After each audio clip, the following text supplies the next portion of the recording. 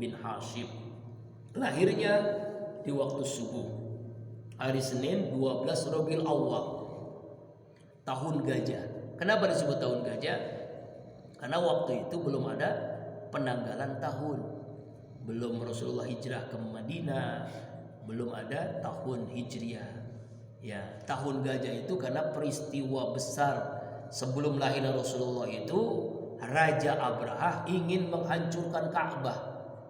Ya, tapi Allah menurunkan burung ababil. Alam tara kaifa fa'ala rabbuka bi ashabil fil alam yaj'al kaidahum fi tadlil. Nah, itu terjadi kalau tanggal Masehinya adalah 20 April 571 Masehi. Nah, ini orang nggak tahu nih kapan Rasulullah lahir Masehinya. 20 April 571 Masehi. Kalau sekarang tahun 2022 berarti sudah 15 abad yang lalu. Rasulullah lahir sudah dikhitan, Pak. Dengan sendirinya, nggak ada yang mengkhitan. Allah Subhanahu wa taala melalui malaikatnya mungkin ya. Pokoknya sudah terkhitan. Jadi nggak ada yang mengkhitan, ya. Jadi nggak dihitan dengan sesar, nggak ada. Ya. Kenapa? Karena itu bagian daripada yang tidak bisa dilihat oleh orang lain kecuali oleh istrinya dan sebagainya ya. Ya itulah sampai-sampai lahir dalam keadaan tidak terhitan. Lahirnya di mana? Nah, lahirnya itu tepatnya di rumah paman beliau Abu Thalib di Mekah Al-Mukarramah. Nama ibunya nama bapaknya Abdullah bin Abdul Muthalib bin Hashim, nama ibunya adalah Aminah binti Wahab bin Abdul Manaf. Nah, Rasulullah itu diasuh oleh wanita-wanita pilihan. Dan ini bagian daripada tradisi masyarakat Arab ketika itu. Jadi seorang yang lahir itu diasuh oleh orang lain, disusui oleh orang lain. Siapa yang mengasuh pertama? Yaitu yang mengasuhnya adalah Barokah Al-Habsiyah atau Ummu Aiman. Ya, ini yang mengasuh Rasulullah Shallallahu Alaihi Wasallam. Yang menyusuinya itu ada dua. Pertama, ibu susunya adalah Suwaibah. Inilah Suwaibah itu yang tadi dimerdekakan oleh Abu Lahab. Kemudian yang kedua adalah Halimatus Sa'diyah. Nama lengkapnya Halimah binti Abu Zuhaib As-Sa'diyah. Ya, suaminya adalah Abu Habsah. Nah, ini disusui oleh wanita-wanita pilihan Allah ya untuk Rasulullah Shallallahu Alaihi Wasallam. Di usia 6 tahun ibu beliau sakit dan meninggal dunia, wafat di Al-Abwah, yaitu di antara kampung di antara Mekah dan Madinah. Lalu akhirnya diasuh oleh Ummu Aiman, dibiayai oleh Abdul Muthalib. Usia 8 tahun kakeknya Abdul Muthalib wafat. Lalu akhirnya diasuh oleh paman beliau Abu Thalib. Di usia 9 tahun Rasulullah diajak berdagang, musafir ke Syam, ke Syria sekarang. Kemudian di dalam perjalanan itu berjumpa dengan seorang pendeta Ahlul Kitab, Bahira atau Bukhaira. Lalu beliau menceritakan bahwa jaga anak ini. Saya melihat tanda-tanda kenabian kepada Abu Thalib. Pendeta Buhaira ngomong, jaga nih anak ini. Saya melihat tanda-tanda kenabian pada anak ini, nabi akhir zaman. Jaga anak ini. Kepada Abu Thalib diperintahkan oleh seorang ahlul kitab namanya Bukhaira. Kemudian usia 25 tahun beliau, sebelum 25 tahun ini beliau menjadi karyawannya.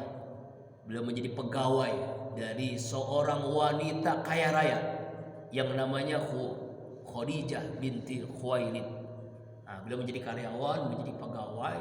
Perusahaan Khadijah ini semakin hari semakin besar.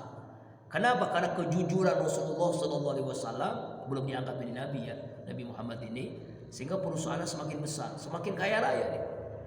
Nah, pede Rasulullah cinta, suka dengan Khadijah, dengan kepribadiannya, dengan akhlaknya yang luar biasa, kaya tapi dermawan. Ya, hebat ini. Makanya dia ingin menikahi Khadijah. Ya, bersama Abu Thalib pamannya berjumpa dengan Amr bin As, yaitu orang tua daripada Khadijah. Ketika itu Khadijahnya usia 40 tahun. Lalu Rasulullah menikah dengan mas kawin 100 ekor onta dan 500 dirham. Kalau dikrus rupiahkan sekitar 3 miliar. Bayangkan, ada di pondok ini nikah dengan mas kawin 3 miliar ada. Berarti Rasulullah kaya banget ya. Kenapa bisa kaya? Karena beliau jujur, amanah. Menjadi karyawan Khadijah, amanah, jujur. Kemudian itu tersebar luas tuh. Di kalangan Quraisy Arab itu ada orang yang gak pernah kita temukan. Orang yang paling jujur, orang yang paling amanah. Akhirnya karena kejujuran itu orang-orang nitip gitu. Nitip onta, nitip kambing, nitip emas, nitip berlian, nitip uang. Nah, nitip itulah akhirnya dimanfaatkan oleh Rasulullah SAW untuk bisnisnya semakin hari berkembang. Akhirnya semakin kaya tuh Rasulullah. Karena orang amanah. Karena kalau nitip pada Nabi nggak bakal kurang. Nitip onta 5 misalnya, nggak bakalan kurang tuh, nggak ada yang rusak, nggak ada yang mati. Nitip uang misalnya 100 dirham, kembali dengan 100 dirham, nggak pernah berkurang. Itu yang membuat orang terkesan, akhirnya memberikan hadiah. Akhirnya Rasulullah semakin hari semakin kaya. Itu diantaranya kenapa Rasulullah itu menikah sampai maharnya gede banget gitu.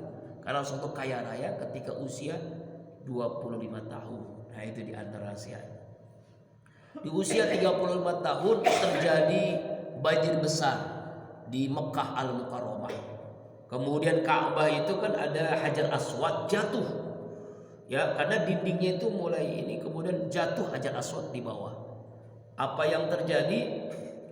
Itu semuanya ingin menaruh, semua suku-suku, semua orang ingin menaruh Hajar Aswad ke tempat semula. Hampir terjadi peperangan antar suku. Akhirnya Quraisy, masyarakat itu sepakat, kita kan ada orang nih pemuda yang kita gelar Al-Amin, orang yang dapat dipercaya, orang yang amanah. Kita minta usulan pendapat dari beliau. Pasti dia punya usulan yang tepat agar tidak terjadi peperangan di antara kita gara-gara Hajar Aswad ini. Karena walaupun orang Ka'bah tuh, orang kafir itu menyembah patung, dia sangat memuliakan Hajar Aswad.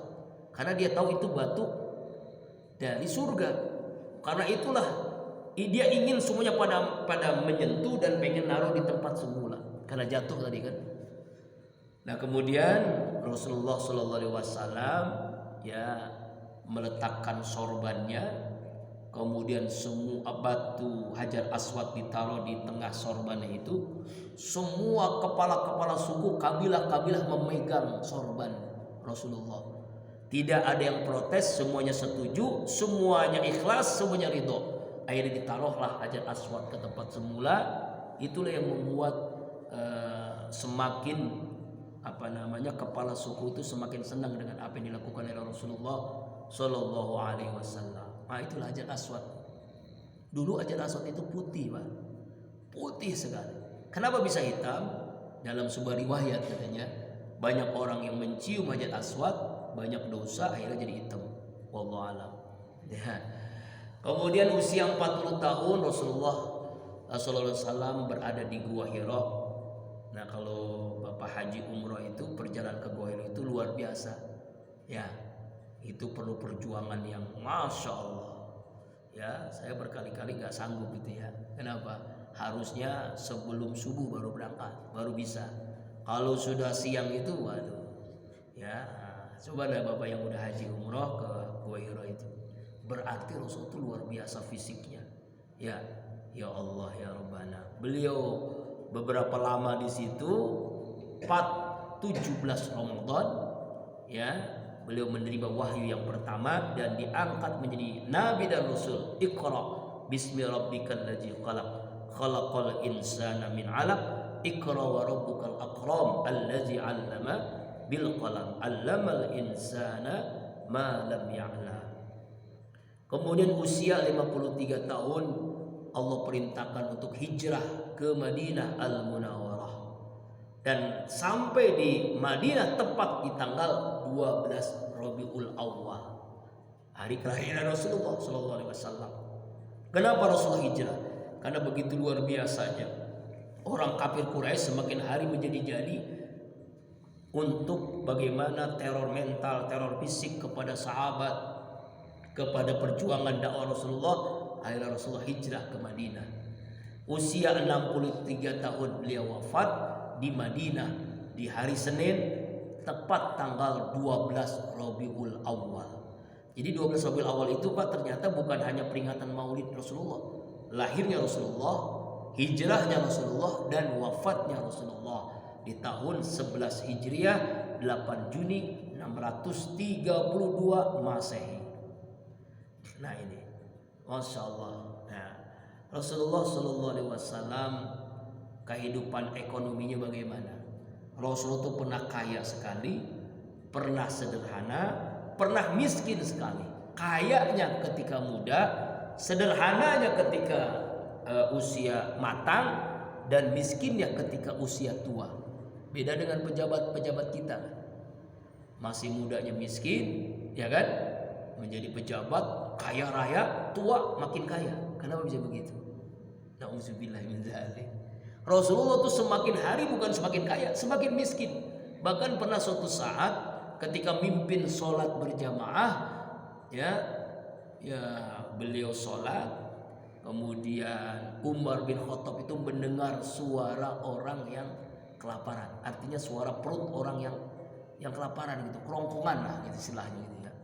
Nah, Umar berdiri selesai sholat lalu mengatakan, "Hai para sahabat, siapakah di antara kalian yang hari ini tidak makan? Saya tadi tidak bisa sholat dengan khusyuk karena mendengar orang yang kelaparan, suara perut." Sahabat-sahabat nggak ada yang menjawab.